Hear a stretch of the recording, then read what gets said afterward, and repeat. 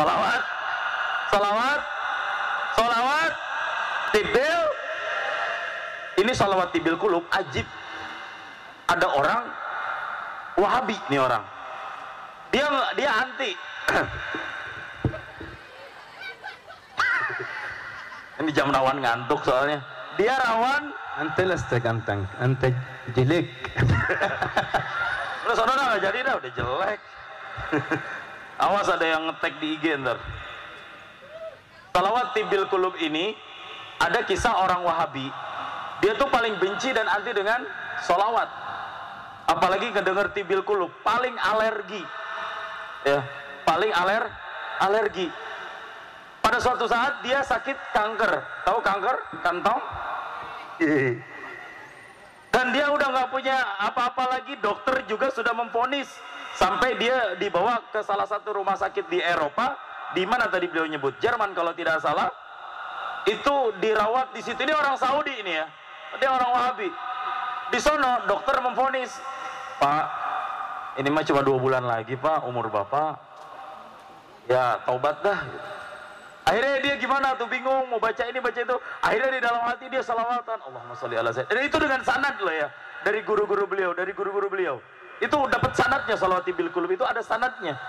Dan salah satunya melalui cerita ini. Akhirnya dalam hatinya dia baca terus salawat tibil kulub, Allahumma sholli ala sayyidina, Allahumma sholli ala sayyidina Muhammadiyu tibil kulubi wa dawaiha wa afiyatil abdani. Nanti ada teks yang lainnya. Beliau tahu, beliau nggak bahas dengan panjang lebar tadi, tapi intinya redaksionalnya dengan seperti yang tadi kita bacakan. Akhirnya dengan barokah salawat tersebut, itu kanker yang udah stadion 4 atau 5, tahu stadion ya? Apa? Ya, yang buat main bola itu bukan? Oh. Akhirnya penyakitnya sembuh. Nah, dokter-dokter yang ada di Jerman sono ngelihat ada 6 dokter yang nanganin. Pas ngelihat semuanya ini bingung, kok dia bisa sembuh. Bapak minum obat apa? Perasaan Bapak nggak bisa ngapa-ngapain. Saya nggak ngapa-ngapain dok. Lah ini bisa sembuh. Ini digimanain?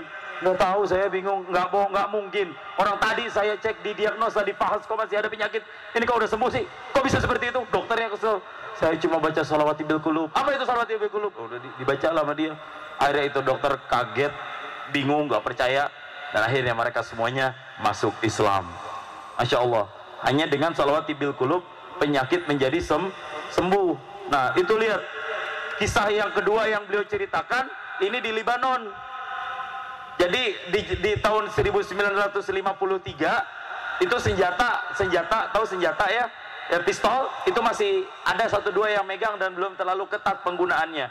Mereka kalau misalnya maulidan itu kayak hidupin petasan, dor der dor dar der dor, tapi pakai pistol, dor dar, Allahumma sholli ala sayyidina Muhammad, dar, habisin semuanya. Sampai suatu saat salah satu peluru ini nyarang ke otak bocah kecil usia 9 tahun perempuan, kena bak, langsung jatuh terkapar tersungkur, dibawa ke rumah sakit di Libanon namanya Rumah Sakit Amerika, Mustashfa Al-Amerikiyah, ditangani oleh dokter-dokter. Dilihat di sini ternyata ini udah divonis sudah nggak bisa bertahan lagi. Ibu si anak ini dari keluarga Ghattas ya, marganya Ghattas bukan Atas, pakai ghin ya. Kalau Atas bahaya ini. Atas min dzurriyyat Nabi alaihi wasallam. Kalau Atas dzurriyyat Nabi sallallahu alaihi wasallam. Ini non muslim, Ghattas ini keluarga non muslim. Nah, tapi nanti bagaimana Ghattas bisa jadi muslim? Tunggu setelah pesan-pesan berikut ini. Dah, saya lanjutkan. Sudah itu dokter bilang, ibu, kata si dokter ke ibu, ibu tunggu di luar dulu, kami mau cek dulu ya. Pas didiagnosa ternyata ini anak udah nggak bisa dipertahankan. Peluru Pak nyarang di otak. Coba ibu, gimana bayangin peluru di otak? Akhirnya si ibu dari anak ini di luar rumah sakit, itu kan di instalasi gawat darurat, apa ICU ya. Di luar dia protes, Muhammad, ngomong marah ke Nabi Muhammad, gara-gara kamu anak saya ketembak Muhammad. Muhammad sekarang kau di mana? Aduh, tapi benci. Itu munajat loh, tapi munajat benci. Ini gara-gara kau Muhammad anakku ketembak. Dia nyebut Nabi Muhammad di situ.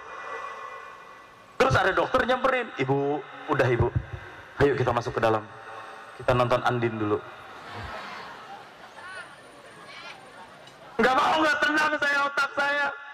Ibu, kata dokter, anak ibu mungkin sudah divonis, tinggal beberapa saat lagi. Jika ada yang ingin disampaikan, sampaikan ibu. Udah saya tahu, akhirnya dia datang. Pas dibuka pintu ICU, anaknya tiba-tiba duduk. Mama! Langsung manggil mama. Masya Allah, yaslah artis via ikatan cinta ya. Udah kayak artis ikatan cinta katanya. Jadi Aldebaran. Saya nggak suka nonton ikatan cinta, ya. Jangan sampai nonton ikatan cinta. Lebih baik kita ngaji. Kesel saya. Si Elsa, ya. Udah masuk kantor polisi keluar lagi.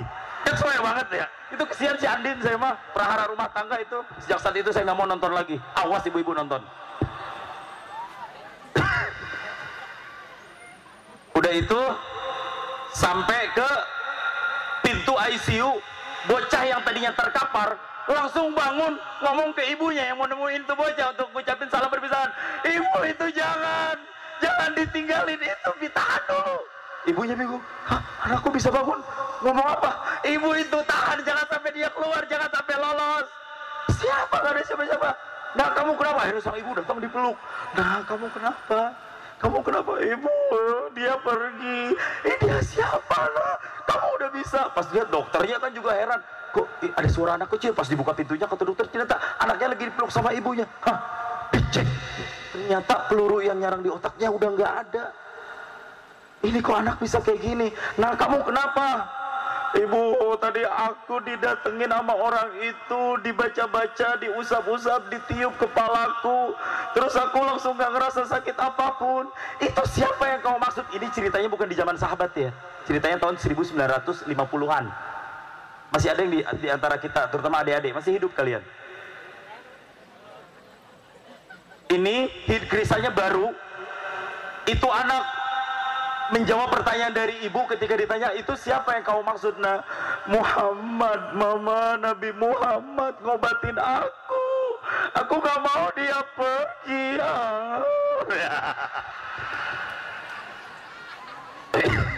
Kata Maulana. Akhirnya dia jelaskan Muhammad, keluarga Ghattas itu pun akhirnya pulang, dibawa semuanya masuk Islam. Begitupun dokter-dokter yang non muslim semuanya akhirnya masuk Islam. Masya Allah, itu munajat orang non muslim ke Nabi Muhammad, umatmu ini kena tembak rosos di otaknya. Aina anta ya Muhammad, mana kau Muhammad?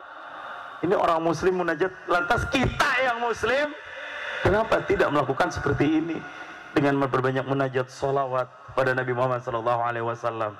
Ya, mudah-mudahan sepenggal cerita ini, kata beliau, bisa menjadi ibarah buat kita untuk semakin mencintai Nabi Muhammad SAW. Dan terakhir dari saya berdoa mudah-mudahan dengan barokah santri-santri As-Salam, para jamaah As-Salam, kita maulid di sini, insya Allah ini semua akan menjadi penolong dan syafaat untuk almarhum di alam kubur. Ya, cukup kemuliaan almarhum dengan adanya para santri-santri ini udah menjadi kemuliaan tanpa batas. Ya, dan insya Allah ini semua akan menjadi perjuangan, buah dari perjuangan beliau semasa hidup. Dan kita berdoa mudah-mudahan Gus Lutfi diberikan kekuatan untuk membina pondok pesantren As-Salam, dan mudah-mudahan pondok ini semakin besar, dan juga doakan pondok-pondok Habib kita semakin besar. Ya, Gus Lutfi lagi bangun pondok, Kiai Syakur, ada Habib Mahdi, bantu kalau bisa. Punya gajian 1 juta, pelit amat sih 200, infakin 50.000 buat Habib Mahdi, buat pondok beliau Ar-Raudhah, 50.000 buat As-Salam, pondok Gus Lutfi 50.000 kasih ke Ustadz Fikri, pelit amat. Ntar saya kirim nomor rekeningnya.